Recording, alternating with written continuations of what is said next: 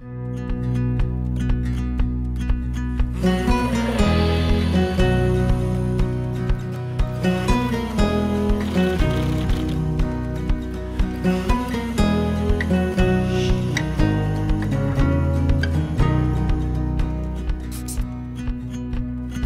syndrome Kabuki est une maladie génétique rare du neurodéveloppement qui est caractérisée par 6 symptômes principaux d'intensité et de fréquence variables. Ces symptômes sont une hypotonie néonatale, une déficience intellectuelle légère à modérée, une anomalie malformative qui peut être une malformation cardiaque ou une malformation rénale, également un retard de croissance staturale avec des anomalies squelettiques et enfin des variations morphologiques crânio-faciales qui sont souvent assez spécifiques et qui permettent d'évoquer le syndrome Kabuki.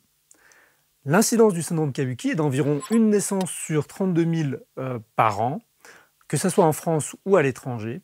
Afin de mieux comprendre le syndrome Kabuki, il est nécessaire de voir quelques notions de génétique. Le corps humain est constitué de milliards de cellules. Chaque cellule renferme dans son noyau les chromosomes qui portent l'information génétique propre à l'individu. Notre patrimoine génétique repose sur 46 chromosomes, organisés en 23 paires.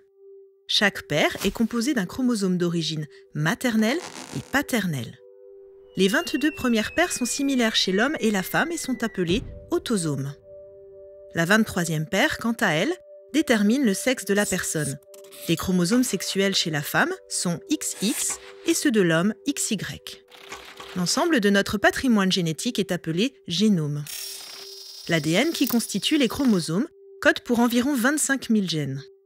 Ils contiennent les informations nécessaires au développement et au fonctionnement du corps.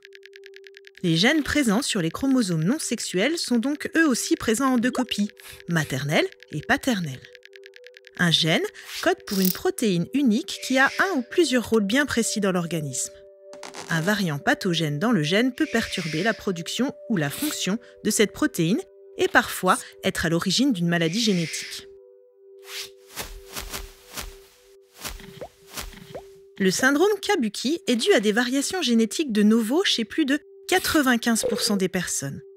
C'est-à-dire qu'une différence dans un des 2 gènes apparaît chez un individu, alors qu'aucun des parents ne la possède. Le risque de récurrence lors de prochaines grossesses est donc très faible, proche de celui de la population générale. Pour la majorité des personnes atteintes, la variation concerne soit le gène KMT2D, soit le gène KDM6A. Le gène KMT2D est de transmission autosomique dominante, c'est-à-dire qu'il suffit que l'anomalie touche un seul exemplaire du gène pour que la maladie se développe. La personne atteinte a donc un risque sur 2 de transmettre le variant pathogène à sa descendance. Le gène KDM6A, lui, est sur le chromosome X. Néanmoins, le gène KDM6A est un peu particulier car il échappe à l'inactivation de l'X et il affecte presque autant les filles que les garçons. Si une femme est porteuse et donc atteinte du syndrome Kabuki, elle aura un risque de 50% de transmettre le gène, avec la variation, à ses filles et ses garçons. Les garçons transmettront le gène avec la variation à toutes leurs filles, mais pas à leurs garçons.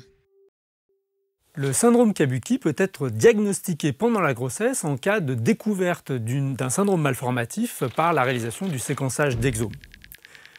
À la naissance, on va évoquer le syndrome Kabuki sur les signes cliniques et on proposera la réalisation du séquençage des gènes KMT2D et KDM6A pour réaliser le diagnostic.